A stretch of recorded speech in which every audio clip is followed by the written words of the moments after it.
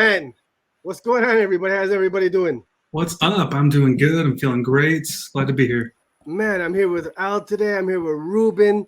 Today, we got something special for everybody at home. We got the one and only Julio Anta with us today. We're going to bring him out in just a second. We're here to talk about Home. The trade paperback is coming out in a couple weeks' time, November 23rd. I believe, we love Home here at the House of Nerd Show.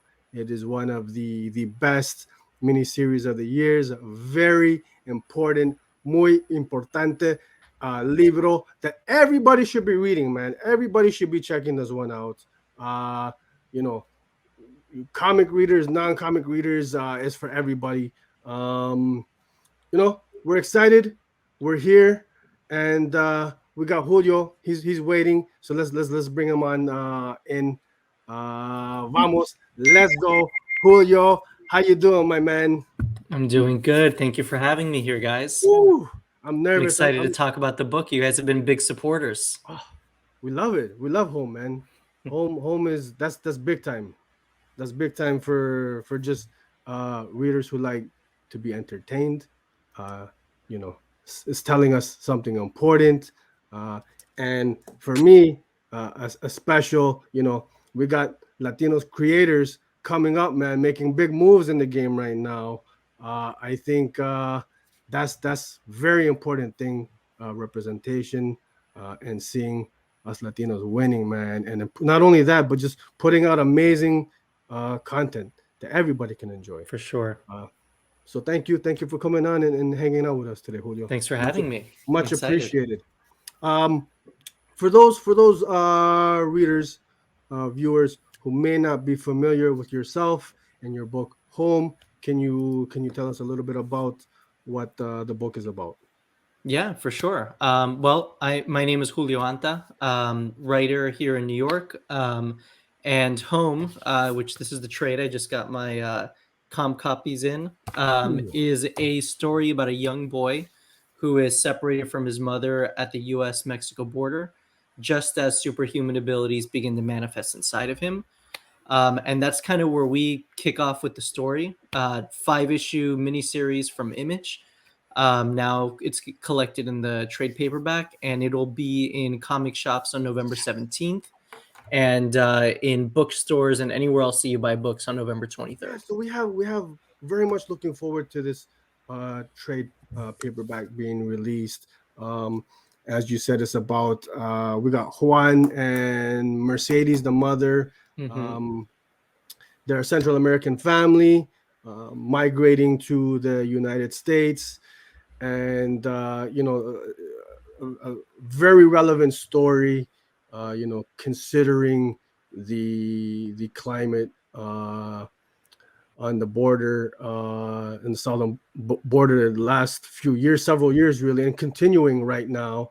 Not just an issue with the previous administration, but it's currently nothing's been changing. If anything, it's only gotten worse from what I'm hearing in the news. So can we get into a little bit about I guess the situation that they encountered, what's going on with the story, and how that relates to real world circumstances? Yeah, definitely. So the story takes place during family separation, which we all found out about in 2018. In reality, there have been some pilot programs for family separation that started as early as 2017. And this story is essentially happening in that spring 2018 timeline, where everyone's finding out about family separation from one day to another. There was no warning period, there was no implementation. It was just from one day to another. There was an executive order that changed how asylum seekers were processed. So for context, for those of you who don't know, the longstanding process for asylum seekers at the U.S. border was that you could present yourself in a port of entry or to a border patrol officer and tell them that you are here to seek asylum. You'll be held for a short amount of time, where they'll process all of your information. maybe give you an ankle bracelet, and then you get a court date to come back. And at that court date, when you come back, a judge will, talk to you and figure out whether or not they deem your case for asylum to be valid. And if it is valid, you get to stay.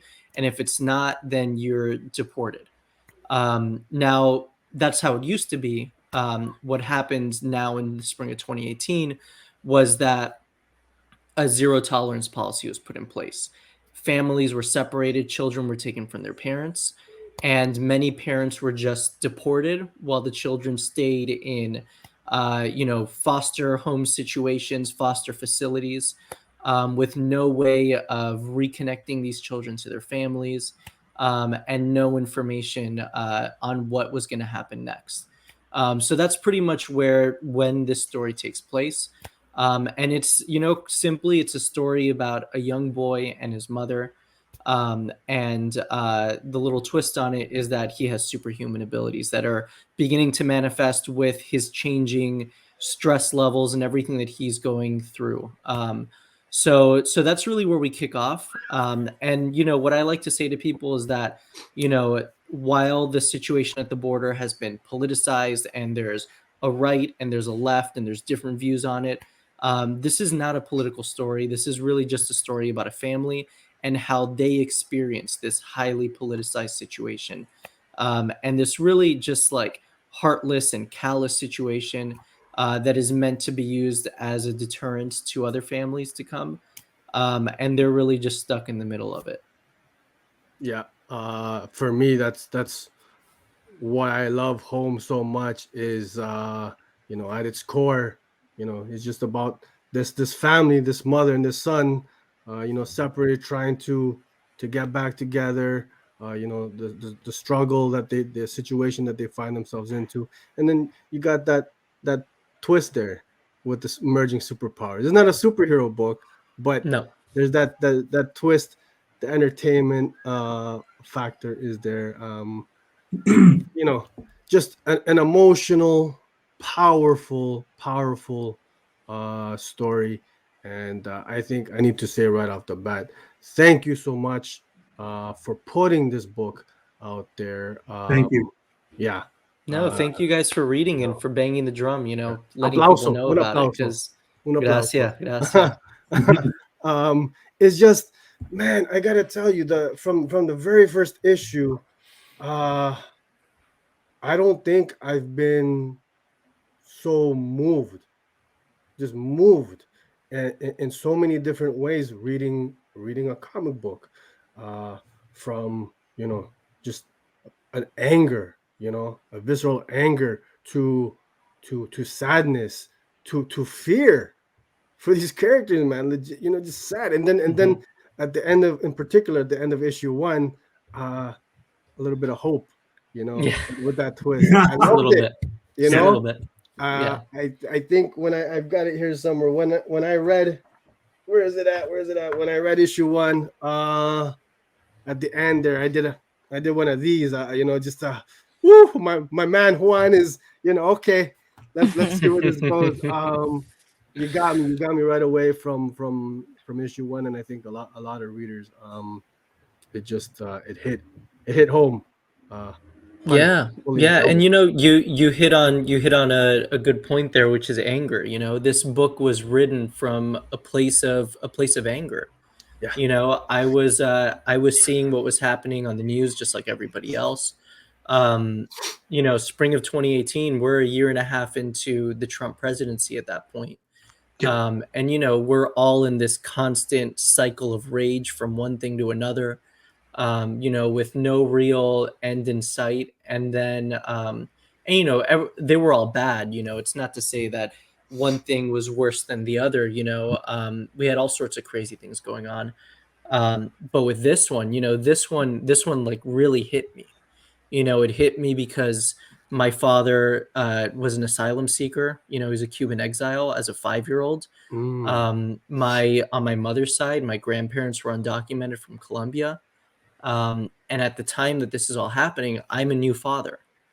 So, this is hitting me on all these different levels where I'm seeing like this could have been my dad.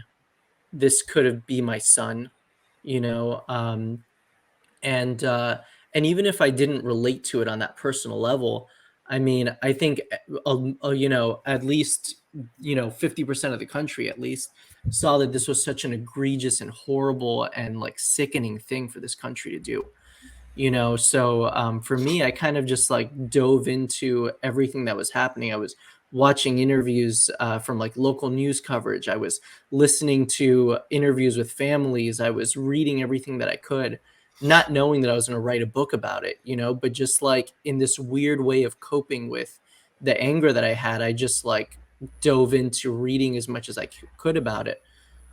So then when I had the idea for this book, it kind of felt like, oh wow, this is like a positive way to channel this anger, you know, and maybe this could be a book that you know, that people read and that they, you know, maybe feel what I feel, you know. And for those who don't already feel that, maybe this could be a way to, you know, help them empathize with people that maybe they hadn't before, you know, Mhm. because I think stories have a really particularly powerful way to do that, in a way that, like, you know, maybe the news doesn't for some people. I think that's one of the great things about art, you know. Uh, it makes it such a great um, conduit to kind of put these, uh, you know, because a lot of people, they weren't aware of this situation, right? Mhm. So I can only imagine how many, you know, new ears now are being put onto this situation that's been happening. And like you said, it's not, you don't need to be a parent or Latino to empathize with these. You know, it's just on a human level, right? Mhm. The same, right? And I'd like to point out that a lot of what's happening is these people are trying to enter the country legally Mhm. through the process that's been there for several years. You know, people like to throw out the word illegals, and then they're coming Mhm. in. Well, these are people are going in through the process that's been there. But now, you know, it got switched up, and you know, families being separated. You know, children being torn from their parents, and you know, I think for me, I've got yo tengo primos uh, who came in through that avenue, you know, Mhm. way back. You know, they traveled through Central America, through Mexico, up to the southern border. And you know, I was talking to my cousin about this, and we're just thinking, in another world, another time, you know, what could have happened, right? Mhm. I mean, it's it's Tough. it's tough, man. It's tough to Yeah. even sometimes just even to have this conversation, but it's a necessary one. Mhm. Um, and I think, you know, that's, you know, this book should be congratulated. Everybody should be, you know, screaming about this book at the top of their lungs, because you know, this is not something that we get in comic books every day. So it's Yeah. great, man. You know, I can't say enough good Thank you. things, Julio. You know, and, Thank you. Thank you. it's fantastic. I'm getting goosebumps just even talking about this. Ruben Albert. What are your guys' thoughts on Holmes, man? Coming from Rube, you're a fairly new comic book reader. What's it mean to you? You know. Well, first off, I'm glad you brought that up. Julio, I don't think I've told these guys, but this was my first ever indie book. Uh, Wow. yeah. Um, Wow. It's an honor. yeah, it was I was kind of iffy about it. I'm like, I mean, this isn't my usual kind of read, but it looks so interesting and I want to check it out. I saw it on Twitter. Jordan Clark promoted it. Yeah. No. Yeah. I was on a panel with him once. Oh, Good really? guy. Yeah. He's super cool. He wrote a couple issues of Aquaman, and uh, Mhm. I like followed him, and he tweeted about it, and it was something about that first page, the cover of number one. It just drew me in, and the synopsis, and I didn't even know about the meta ability twist, Mhm. so I was already hooked. And my first thought there is you really didn't have to add that meta ability element to the book, but you Mhm. did, and it just made it better. It's like this is not a superhero book; it's a comic book, and this story that needed to be told was sprinkled with a little bit of that comic book magic with the meta ability, and what that was to create hope, because people that have gone through this or know people that have gone through it, they might want to read a story like this, even though it's fictional. It's just great sitting there rooting for that kid and his family to get through it, even if it's with these meta abilities. It just makes it a little more fun, but it's still just a fantastic story. And I like the symbolism with the meta abilities. Juan is scared and angry, and his abilities speak to that. Yeah. And then he reunites with Gladys, his aunt, and I got that name right. And his aunt has some abilities.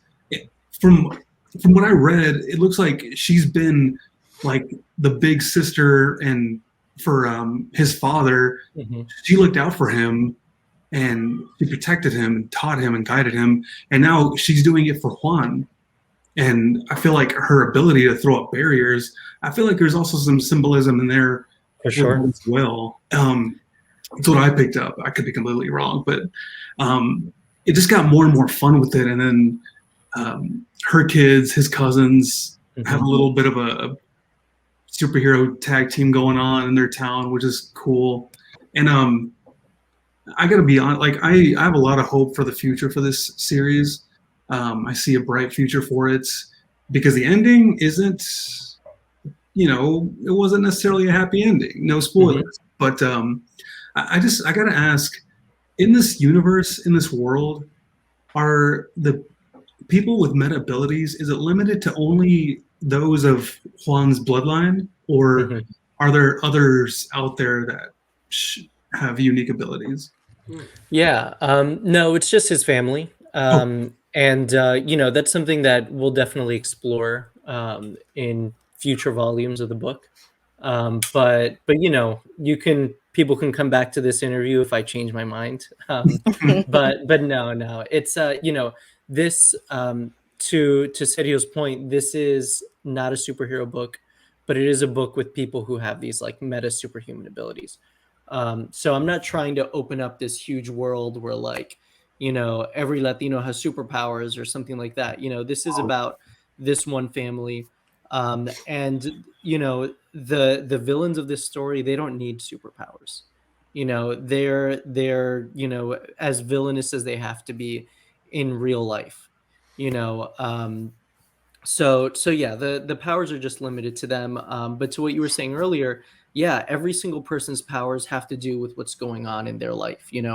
Juan has, he's dealing with this stress, this uncontrollable situation. The situation that led to his mother bringing him to the U.S. was out of his control. Being separated from his mother was out of his control, and now these powers are totally out of his control. So when I was starting to develop the book, I wanted powers that would show how out of control he is, and then when he's feeling like he has a little more control, I wanted those powers to also show that. So that's why with this like fire and energy projection, when he's totally out of control, it's this huge ball that engrosses everything. But when he's able to control it, it's controlled. And then with Gladys, like what you said about the barrier, that's on point. That's exactly why I imagined it that way. And then with the cousins, with the male cousin, he's ready to just like, mess things up, go in, and that's what his powers reflect, I love that. That was one of my favorite moments in the book, was just seeing Camila and Andres just let them have it, Yeah, it's a different generation, there's different views on things, Gladys wants to hide. Yep. Younger generation wants to be who they are and fight back, Yep. So I think like, in my family, I'm sure in some of your families, like it's that same intergenerational struggle of what doing the right thing looks like, Absolutely. Yeah. You touched on oh, sorry, go ahead, Ruben. Go ahead. Yeah. Oh no, you're good. I was just gonna say I'm glad you touched on the cousins, because I'm sitting there like obsessing over this, like connecting the dots of their abilities and this symbolism. I don't want to overthink it. I'm just like, well, what about the cousins, man? Like, what does their powers represent? But I'm glad you said that. Like, so it's in the bloodline. And so I feel like that just makes this the symbolism with their abilities all that much more powerful, because it's just them. I mean, it's more special because it's just his family. Yeah. So it just makes it more of what the book is, which is family, unity, looking out for one another. And I think that was probably one of my favorite elements of the whole book, because I think it's something for everybody, because I'm from Texas, West Texas. I've seen my fair share of struggles with immigration and people trying to find asylum or find work. I remember in fifth grade, actually, I was in a bilingual class. And, I went up to class one day, and a girl was just not there. She was gone for a couple days, and I finally asked about her, and they just said that she was taken to Mexico, because what they said back then was she didn't have her papers, her and her family. And so just seeing someone broken away from their friends at school, I mean, this is stuff that needs to be talked about. And so I'm just grateful for the book in that aspect. Yeah, definitely. I mean, like, you know, I grew up in Miami. You know, big, like I said, I don't know if I mentioned it earlier, but my family's both Cuban and Colombian, Cuban on my father's side, Colombian on my mother's. So, you know, Miami is a big Cuban exile community.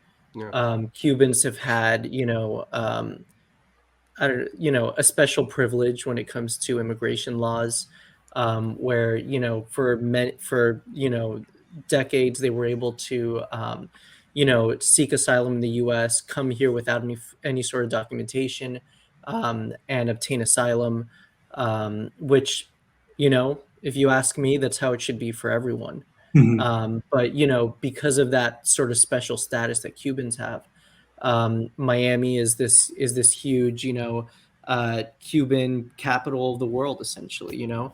You know, so growing up there, the majority of people who live there, you know, big Latino city, felt pretty safe being there, you know.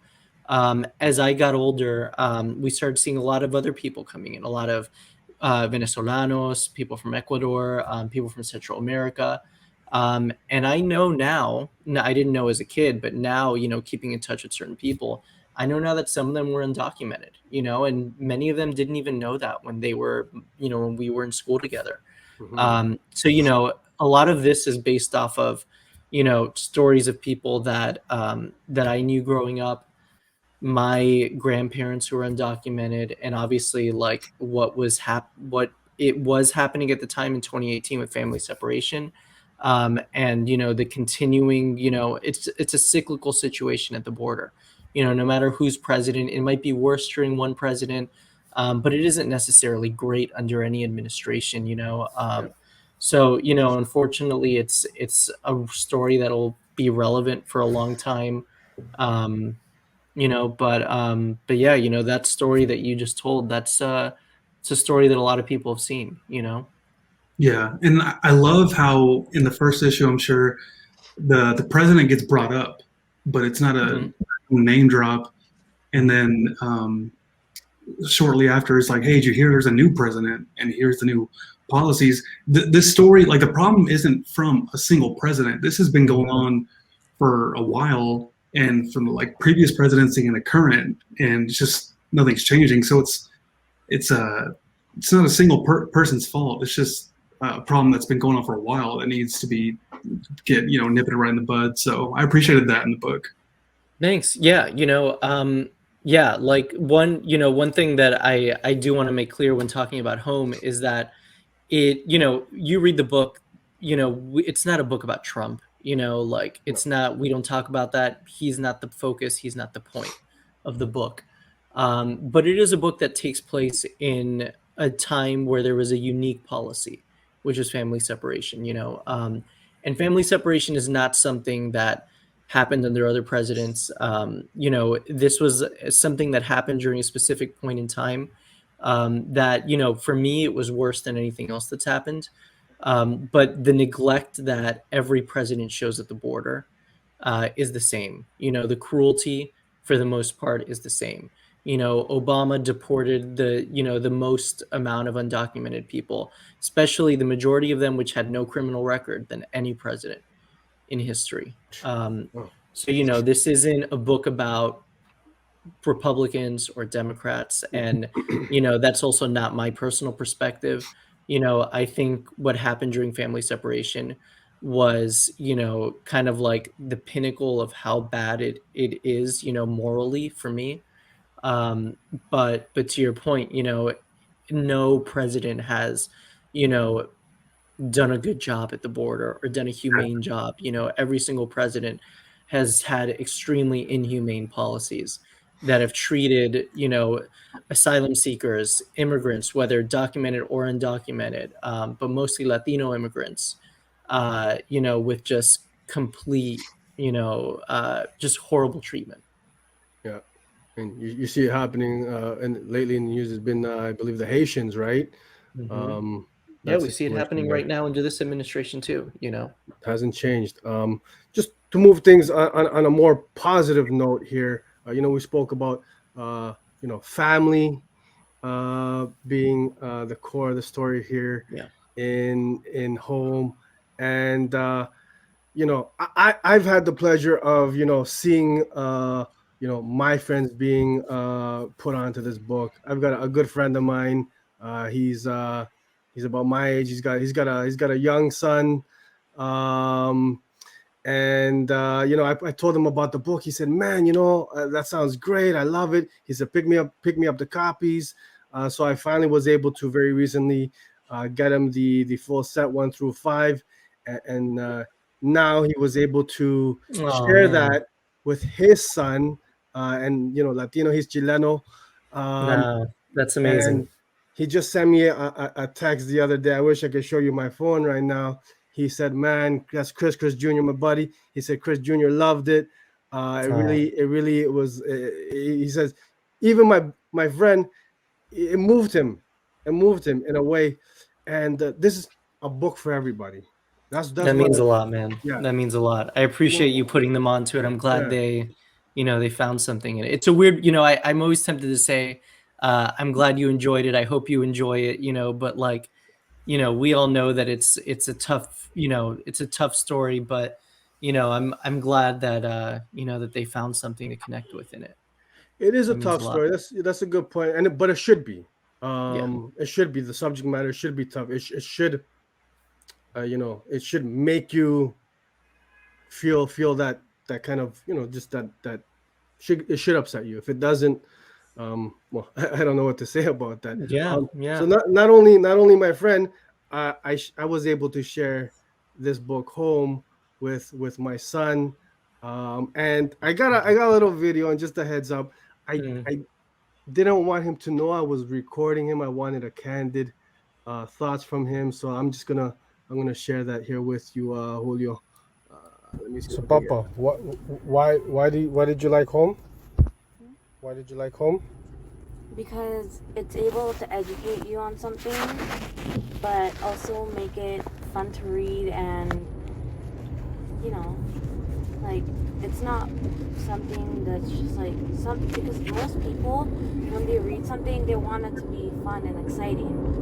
When you read home, it's able to educate you on something while making it fun to read and experience. I love it, man. That's great. Teaching us some lessons, right? We're lucky, right? We're lucky. We're lucky to be in the situation that we are in. And there's people out there who are not so lucky. Yeah. And hopefully, it's bringing a message to a lot of different people, right? Yeah. That's good. So you enjoyed it. You want to read some more home? Yeah. Yeah. All right, Papa. Oh man, that's amazing. So that's it. Apologies for the video quality, the audio quality. I didn't want him to know. The kids are slick. Yeah. That's my youngest boy. How old is he? He just turned 12. Nice. So and when he read it, I just got some candid real thoughts. So I said, "Hey, what did you think?" And he legit told me. He said, "Man, that was great." He says, "That's sad, what's going on, but I'm glad I got to read it, and just Yeah. again, this is one of the things that for me it makes home such a special book. Yeah. You know. No, that's awesome, man. And Yeah. I'll actually use that as an opportunity to talk about this. Yes. In the trade paperback, we partnered with this great group called Reimagining Migration, Yes. and they created an educator guide in the back of the book. Wow. So it's a Super 24 cool. page, pretty thorough guide that essentially just goes over for educators, different ways to talk about what asylum seeking is, why people might choose to migrate, and like different questions that like group questions that they can talk about in school. Um, and it's a pretty robust guide. It's like 24 pages. But like I wrote this with kids in mind, like Hmm. this is obviously like, this isn't a book for like 5-year-olds or anything, Mhm. but I think your son's age, like 12 and up, Hmm. like this is a story that, you know, like he said, could hopefully teach people and educate them on what's going on. And, I think a lot of times kids that age, through like high school age, are just hearing things from their parents, whatever their parents like specific biases, it just like trickles down to them by the time the kids overhear it at dinner in the car. There's not a lot of nuance. Yeah. So my hope, at least with this book, was that it would form a sort of personal connection with people. And then with the educator guide, it could go in deeper with all the things that I can't really go into in the book Hmm. without taking away from the story. Yeah. But all the things that we've kind of talked about, about what the process was like before family separation, what it's like, why people choose to migrate, why people have to, and at the end of the day, hopefully it builds empathy. I think it has, and it's going to continue to do so. Absolutely. That's a great tool. That's a great resource. So that will be in every edition of the home TPB. Yep, it's in the back of every copy. Beautiful, perfect. Are there any other resources that you know of, Julio, that we can put people on to maybe educate themselves, and so I can further educate myself as well on the matter? Yeah, I mean, not to point to the educator guide again, but it's filled with footnotes, Okay. which have links that you can just like type into your browser, Beautiful. and learn more about every single part that we talk about in the educator guide. So, the people at Reimagining Migration did an incredible job where, they created a PDF version where you can click all the links, but in the book version, you'll see a footnote at the bottom. It'll have like a short link that you can just put into your browser. And it'll go into, everything that they're talking about even deeper as well. Mhm. So, I would point you to that because there's a lot of great information. Beautiful. That's lovely. So another reason, everybody, another reason, if you as if you needed another one, to go out and pick up the home trade paperback. I've Julio, never seen anything like that in the trade. That's awesome. Thanks. yeah. Yeah, it's something that you see a lot in like novels, like prose novels, Mhm. and maybe some like book market graphic novels. But I think when it comes to the direct market, like comic book publishers, like Image, Marvel, everybody else, I personally haven't seen it before. But we took a lot of cues from, the study guides that sometimes you see at the back of a novel. So, I hope it's a good resource for people. Hope so. I think it will be absolutely. Um, what other works do you have coming up? Little Birdie told me you may have something coming out with Marvel shortly. Yeah. Yeah. So I am one of many people who are going to be part of the Marvel Voices Comunidades book. It is a collection of short stories featuring Latino characters by Latino creators. I have a short story with Miles Morales and Anya Corazon, Spider Girl. And they're two of my favorite Marvel characters. I personally grew up reading the original Araña comics, which is Spider Girl's previous moniker, and I've always loved that character. I've loved Miles ever since they introduced him. Loved the Spider-Verse movie, like I'm sure a lot of other people did. So, I was honored when they asked me to contribute, and they asked me, what characters would you like to use? And, I immediately said those two. I gave them my pitch for the story, and right away they said yes. So, I feel super lucky to, have a small piece in that, legacy of these two amazing Latino characters at Marvel. That's fantastic, and that is a book spotlighting the Latino characters in the Marvel universe as well as Latino creators. Correct? Yep, it's out December 8th. December 8th, folks. Bookstores. You heard it. And for anybody who might not be familiar with Miles or Anya, perhaps you have maybe a figure on standby. Some yeah, it's almost like we talked about this already. So these are my two characters. There you go. I love it, man. All that's missing is Spider-Man 2099. I know. That's it. I'm a big fan of him. Oh man. Yeah, I'm not a Marvel guy, but I'm picking this up for sure. Cool. Have to. I appreciate it. There's a lot of great stories in there. A lot of great creators, great Latino creators, writers, and artists. My friend Terry Blas, Alex Segura, all sorts of people are in there. It's gonna be a good book. I was really lucky to actually. I didn't mention, we were talking off screen about Reptile, Terry's book. My story is actually illustrated by Enid Balam, the artist from Reptile. Oh, okay. Yeah, so we got a little crossover there, which I was excited. That's pretty cool, for sure. And I'll take this opportunity to shout out the other fantastic creators on the Home book. Lisa Sturl did all the covers. Regular covers. Yeah, cover A. Yeah. And then Jacoby did cover B. Yeah, the B covers, which were some I love them, man. You've got Anna Wiesczczyk, who's the interior artist. The colors Brian Valenza, and on letters Hassan Utsami. Yes, who's great. Yeah, he's a great letterer, right? I'll read anything he's got his name on. Yeah.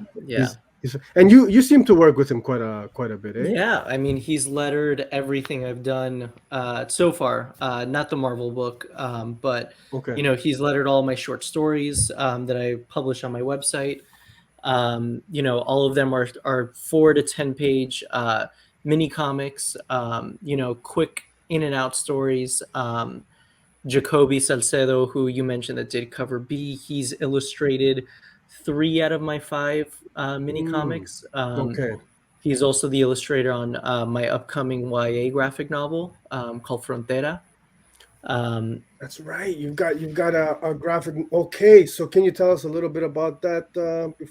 So Frontera is it's not out until 2023, summer 2023. Okay. It's being published by HarperCollins through their YA line, Harper Alley. And the story is essentially a borderland adventure story, supernatural adventure story. It's about a 15-year-old boy named Mateo, who he was deported back to the U.S. After living his entire life in the U.S. up until that point. He didn't know that he was undocumented. And then after a year, his parents had saved up enough money to essentially finance his trip back to the U.S. And while he's crossing the border, he meets the ghost of another migrant that passed away half a century ago. And with the help of this ghost, he goes on this adventure through the border to try to make it back home to Arizona. So YA, magical realism, border adventure with Jacoby.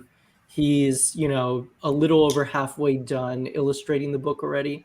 Another book I have coming out is called Si Se Puede, The Latino Heroes That Changed America. Yes. And it is a nonfiction book with Yasmin Flores Montañez. She's a great Puerto Rican artist who's doing that book with me. This book is a sort of exploration of all the Latino heroes that made contributions to the United States. Mhm. So we cover some of the obvious ones like Cesar Chavez and Dolores Huerta. We got Clemente in there.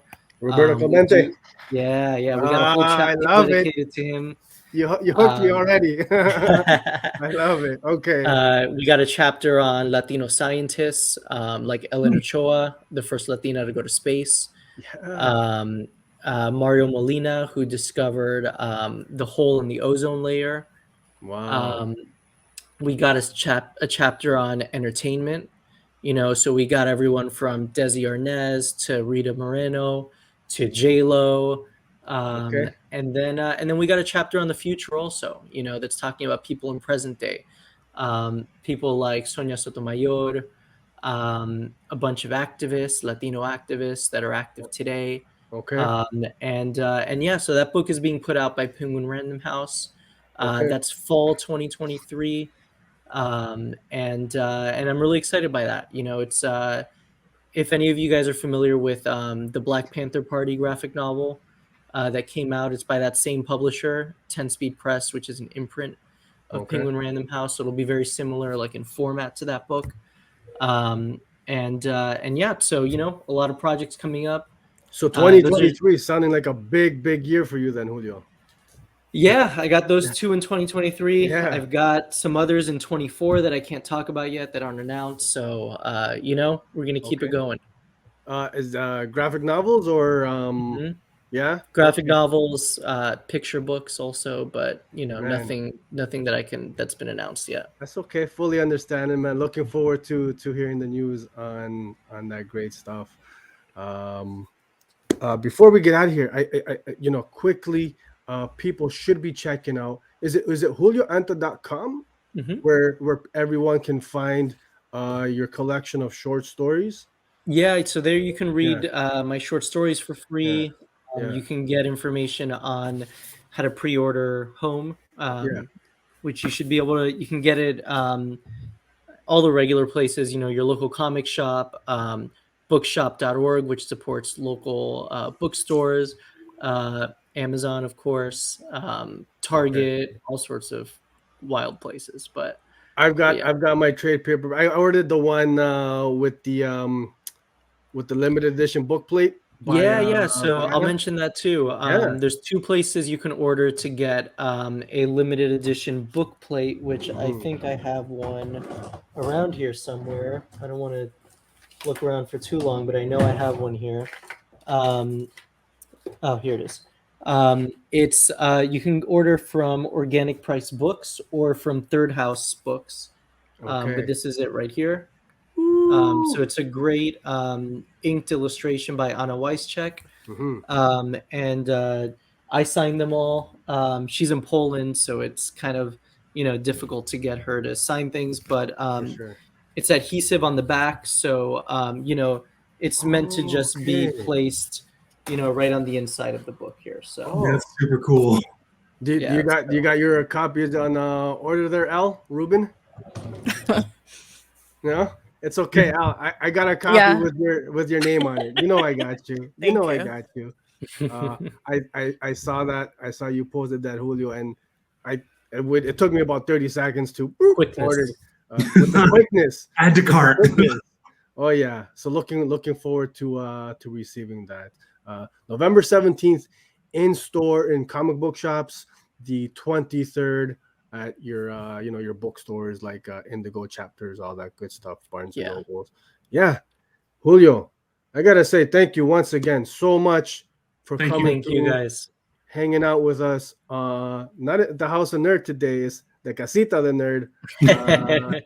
If you're in New York, Forbidden Planet, I'm doing a signing there on November 17th. I'm doing it with my friend, your friend also, Chris Condon, Get the out of writer of town. That Texas Blood. So we're doing a Wow. signing together there. Oh man. So that's the 17th.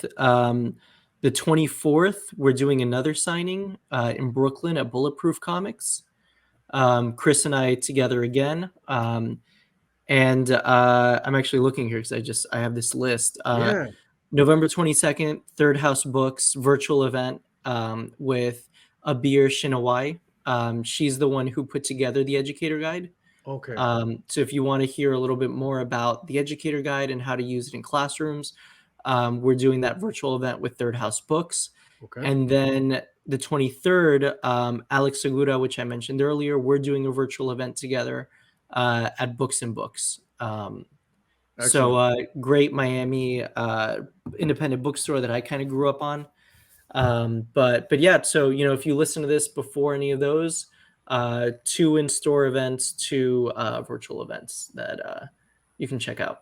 I'm jelly. I'm gonna have to try to find my way into the New York area somehow, some way, and we're gonna be sure to include those links, the information in the description of this video for everybody. Hey, I don't know how else I can say it, but thank you, Thank you guys. thank you for this amazing book, man. Great stuff, powerful stuff. Thank you. I really appreciate it. Thanks for the support, guys. Hey, and you know, hopefully we can get you back on for I think you let it slip, but you got some multiple volumes for Home. Fingers crossed. I think you might have let that slip. Can't talk about it yet. I didn't want to. Oh man, that's amazing, man. Hey, applause to that, man. That's woo. Looking forward to that. The future's bright, right? Future's bright. We'll see. Future's bright if you like the books, but you know, the story in the book, we'll see.